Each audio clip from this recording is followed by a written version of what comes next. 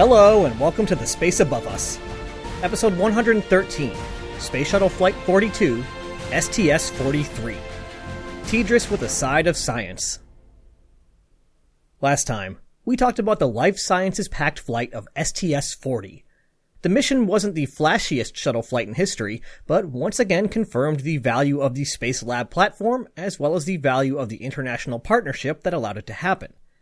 By working all out, often into their scarce personal time, the crew returned a wealth of data which represented a huge leap forward in our understanding of how living creatures are affected by the microgravity environment. Today's flight will be somewhat less crushing on the schedule front, but is no less important. Riding in the back of Atlantis today will be TDRS-E, the fifth tracking and data relay satellite. The spacecraft will join three of its siblings on orbit, helping to beef up the tracking network that was quickly becoming the heart of NASA's communications infrastructure. While building up the present of space, the mission also looked to the past and the future. Originally scheduled to fly in May of 1991, the flight would have found itself lifting off almost exactly 30 years after Alan Shepard called out to light this candle on Freedom 7. As a nod to the important milestone, the patch for STS-43 was made in a shape that would be familiar to any space nerd, the distinct outline of a Project Mercury capsule. 30 years is a long time, but also feels like just a blip in the long arc of history, so it's pretty incredible to think of all that NASA has accomplished in those 3 brief decades. But the mission also looked forward to the years to come. With an extended flight, a number of experiments, and some tech demos, STS-43 would also continue to help pave the way towards a long-term space station in the years to come. Let's meet the crew. Commanding the flight is a favorite of the Space Above Us, John Blaha. We know Blaha from his flights as pilot on STS-29 and STS-33. For STS-33, he only had a few months to prepare since he was filling in after the tragic loss of STS-51D astronaut David Griggs. Since he had just returned from STS-29, he was already fully trained and hadn't had a chance for any rust to build up, so he hopped right from one mission to another. In an oral history interview, Blaha talks about some of the lessons he learned from his second commander, Frederick Gregory. Blaha told his crew, "I don't care how many mistakes you make during training. You can talk and ask all the questions you want in the debriefs. I'm not worried about us looking bad in training. I just want you to be ready when we launch." I think that's a great attitude, so I'm glad to see Blaha in command on this flight, his third of 5. Joining Blaha up front was Mike Baker. Michael Baker, who also went by the nickname Bakes, was born on October 27, 1953 in Memphis, Tennessee, but would say Lemoore, California if you asked where he was from. Baker earned a degree in aerospace engineering and headed off to join the Navy. One of the most difficult tasks in aviation is landing on an aircraft carrier, and Baker seems to have made a career of this. In addition to landing on carriers over 300 times himself, he served as a landing signal officer, and after graduating from the U.S. Naval Test Pilot School, worked on carrier catapults and arresting gear systems. He went back to test pilot school as an instructor, which is where NASA found him in 1985 and scooped him up to be an astronaut. This is his first flight, but if you called him a rookie, Mission Commander Blaha might have something to say. He was so impressed by Baker's professionalism and capabilities that he repeatedly said that having Baker alongside him was like having a veteran of 3 or 4 flights. Maybe Baker's just a time traveler, since he would indeed fly 4 times. Moving on to the mission specialists, we find 3 friendly faces, since Baker was our only rookie for this flight. Mission Specialist 1 was Shannon Lucid, who we last saw flying on STS-34 and deploying the Galileo spacecraft. Just like today's TDRS-E spacecraft, Galileo also used an inertial upper stage booster, so Lucid will be pretty familiar with the deployment procedures. This is her third of 5 flights. Mission Specialist 2, backing up the pilot crew as flight engineer, was David Lowe, who we last saw on STS-32, the LDEF retrieval flight. One thing I failed to mention when we last saw Lowe is there's a reason his name might sound familiar. George David Lowe is actually the son of George Michael Lowe, who was an integral figure of early human spaceflight, including making the big push to send Apollo 8 to the moon. Having grown up in the 1960s with his father at the heart of the action, it's no wonder that Lowe decided to become an astronaut at a young age. Well, mission accomplished, since this is his second of 3 flights. And rounding out the crew, Mission Specialist 3, Jim Adamson. We last saw Adamson on STS-28, which deployed something classified, but maybe a communication satellite. It's a shame that we don't know much about his first flight, because this is Adamson's second and final mission. As I mentioned earlier, this mission was originally scheduled to lift off in May of 1991, but was rescheduled a few times and hit a couple of snags along the way. The first launch attempt was on July 24th, but that had to be scrubbed due to a problem in one of the engine controllers. These are the big, bulky, specialized computers that sit right next to the main engines, and translate the commands from the general-purpose computers up in the cockpit into something that the engines can understand. Replacing them is not trivial, so the launch was rescheduled for about 1 week later. On August 1st, the engine controller had been replaced and it was time to try again. Unfortunately, during the routine checks, the crew was unable to get the proper response from the cabin vent valve. This is a pretty important check since it ensures that the cabin is properly holding pressure. After going back and forth with the launch controllers for a while, they finally resolved the issue, but by the time they did, that classic mercurial Florida weather was back. Crosswinds were too high at the shuttle landing facility. If Atlantis were forced to perform a return to launch site abort, it would have been unable to safely land. Another scrub. Mission Commander Blaha was asked if the slips ever concerned him since they were based on technical or mechanical issues. He said, quote, No, because I'm not real smart anyway, and I always used to just believe the team. He also explained that for the crew and the families, they weren't as disruptive as you might think, at least in his opinion. NASA paid for the families to stay in Florida during the launches, so they didn't have to scramble to reschedule plane tickets or find a new hotel. And he said that, in a way, it sort of smoothed out the stress by building up to the main event once, only to back away. However, it was a bummer for any friends of the crew who came to witness the launch. NASA would pay for the families, but friends were on their own.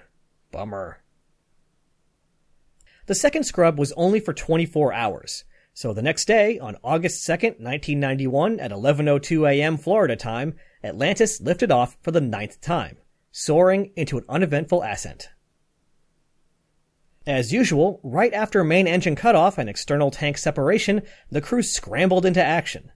The nominal deploy time for TDRS-E was in only 6 hours, and there was a lot of work to accomplish before that could happen. The external tank was photographed, the OMS 2 burn was executed, the crew doffed their pressure suits, the payload bay doors were opened, and Shannon Lucid began to work through the procedures for the IUS-driven TDRS deploy. The checklist included a series of communications checks between TDRS and the orbiter, health checks to ensure that the spacecraft had survived the ride into orbit, and orienting the shuttle such that TDRS could communicate directly with the ground for further checks. These all hit typical minor problems that were easily corrected. And just a few minutes past the 6-hour mark into the flight, TDRS-E was sent gently drifting on its way, soaring over the crew cabin. At least, I'm pretty sure it was 6 hours. That's the typical timeline for these sorts of deploys, but the official mission report lists it as being about 4 hours after liftoff. That made me suspicious, since A, it's not the 6 hours that I expected, B, that's not an orbit early or late, but rather some random amount of time, and C, the mission report also states that the separation maneuver was performed around 6 hours and 27 minutes into the mission. It would be pretty weird for the SEP maneuver to happen 2 hours after the deploy, so I'm going to go ahead and call this a minor error in the report. I wanted to call this out just to illustrate how important it is to not depend too much on any one source, even if it's an official source. The deploy itself went smoothly, but there was a moment of mild concern shortly afterwards when a large white object was seen drifting away from the orbiter. After a quick analysis, however, it was determined to be a harmless, if alarming, thing that just happens sometimes. After the external tank separates, there's still a bunch of extra oxygen and hydrogen in the main propulsion system. The orbiter doesn't store that propellant, but those pipes are pretty big, so the prop left in the plumbing adds up. To get rid of this, it's vented through the main engine nozzles, including around 1,600 kilograms of oxygen. In the shadow of the engine bells, it gets pretty cold, so sometimes solid oxygen can build up. So what the crew spotted was an oxygen icicle drifting away. Exotic, but nothing to worry about. After several months of commissioning, TDRS-E was renamed to TDRS-5, and as of 2020 remains in service, though these days only as an on-orbit spare. If you ever find yourself on the equator south of Hawaii, look up and wave hello. If this were a typical TDRS mission, the crew would practically be ready to pack up and head home at this point. In the past, these missions have only lasted for a few days. But as I mentioned before, NASA was keeping an eye on the road ahead, a road that hopefully led to a space station in the not-too-distant future. With that in mind, in 1990, STS-43 was extended from 5 days to 9 days in duration, which gave the crew extra time to work on secondary experiments. It also provided another opportunity to study techniques that might be important to a space station and how humans adapt to microgravity. Just one quick side note, it may seem that NASA sure is spending a lot of time and effort studying how humans adapt to microgravity, and I want to put that into context. Keep in mind that even though we've covered almost 80 missions, in a lot of ways the space program was just getting started. On this flight, Mike Baker became the 133rd person to fly on the space shuttle. By my quick count, that makes 176 different people to fly in the American space program. That's a lot in the context of flying people into space, but not a lot in the context of understanding how human bodies work. And many of the missions that we've talked about were extremely short, or were so consumed by other tasks that there was simply no time to stop and look at how the crew's bodies were reacting to their strange new environment. And having a firm grasp on any potential issues would be extremely important when designing a space station. For example, if it turns out that people absolutely needed to have access to a 1G environment every month, necessitating something like a rotating wheel on the station, it would be a lot better to know that before we spent several years and several $1 billion getting a station on orbit. I think that this trend of using secondary objectives to squeeze in more space station preparations is a pretty smart use of time and resources. Plus, I'm sure the crews were happy to get a few more days on top of the world. One of these experiments focusing on a potential future space station was the SHARE-2 experiment. The Space Station Heat Pipe Advanced Radiator Element 2 experiment was a follow-on to a similar experiment on STS-29, which is sort of cool since that was John Blaha's first mission. From the outside, it just looked like a 50-foot-long boxy pipe alongside the payload bay where the robot arm typically goes. The goal with SHARE was to come up with a system that had no moving parts that could help radiate heat away from a space station.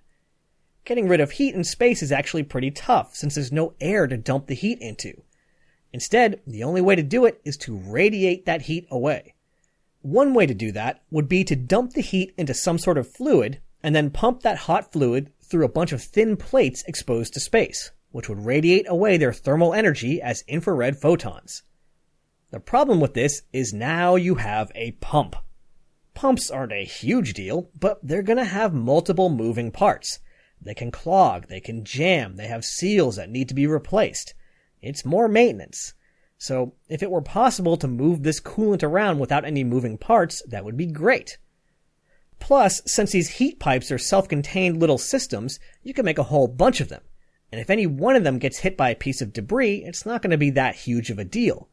But if your pump or the fluid lines to the pump get hit, that's not going to be great. The method chosen for SHARE is a clever trick that takes advantage of phase transitions. Inside the big pipe was a bunch of ammonia and a wick. When heat was applied to the pipe, the ammonia would vaporize, changing from a liquid to a gas.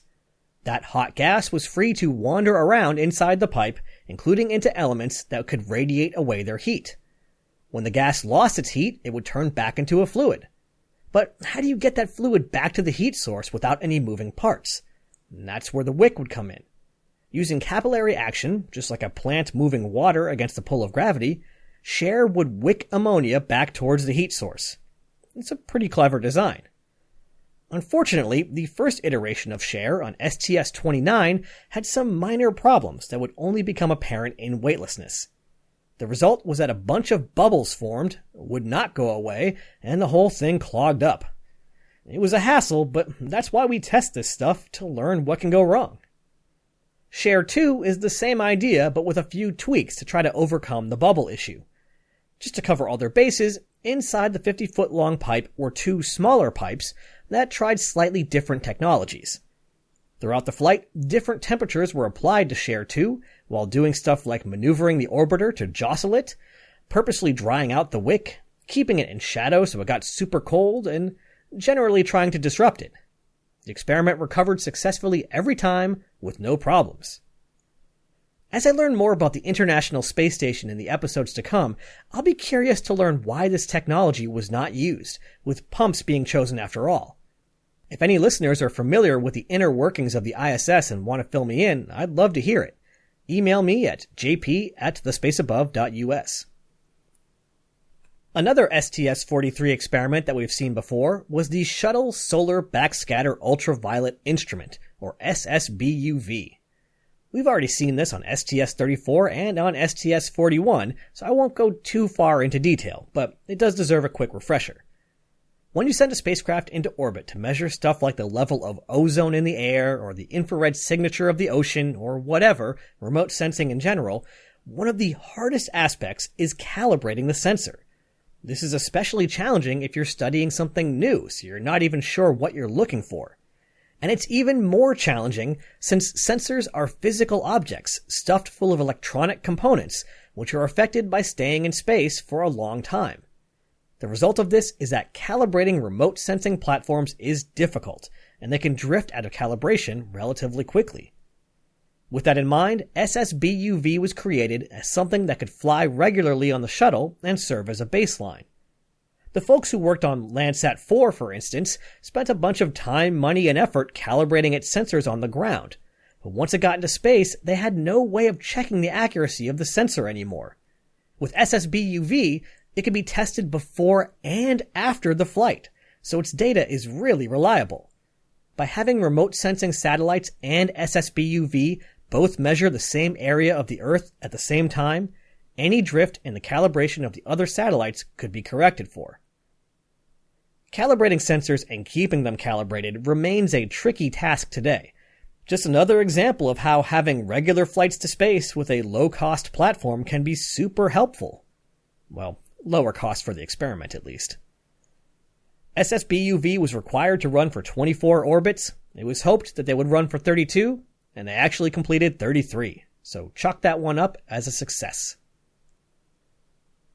Another experiment that focused on the bodies of the crew themselves wanted to examine how their hearts were affected by working out while in space. The crew carried with them a small treadmill that could operate on the middeck. Throughout the flight, both John Blaha and David Lowe worked through a specific sequence of walking and running on the treadmill. Blaha's reaction would be especially interesting since it fell on him to complete the all-important task of guiding Atlantis through re-entry and safely to the runway. Mission specialist Jim Adamson really took one for the team and was forbidden from exercising during the mission so he could serve as a control. What a tough assignment. On flight day 2, while Blaha ran on the treadmill, he chatted over the radio with Capcom Marcia Ivins, just in case she'd never had the weirdly specific experience of having someone talk to her from space while running on a treadmill. Ivins asked if he was going to run all the way around the world, to which Blaha said that's what he was doing, but sideways. Not to be left out, on flight day 3, with mission control using the TV camera to watch Blaha's jogging routine, the flight's pilot, Mike Baker, floated up next to his commander and began wildly quote-unquote jogging in the air beside him. Capcom Marcia Ivins quipped, "I think he's going to beat you, John." Another experiment that we've seen on past flights was investigating methods for controlling a computer mouse in microgravity.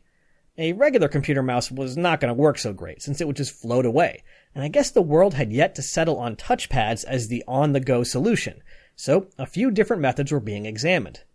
On this flight, the crew used a pistol grip that looked sort of like a joystick. No word on what the crew thought, but to me it seems cumbersome. Instead of absolute pointing using nimble fingers, you get relative positioning using your whole hand. I'll stick to the touchpad.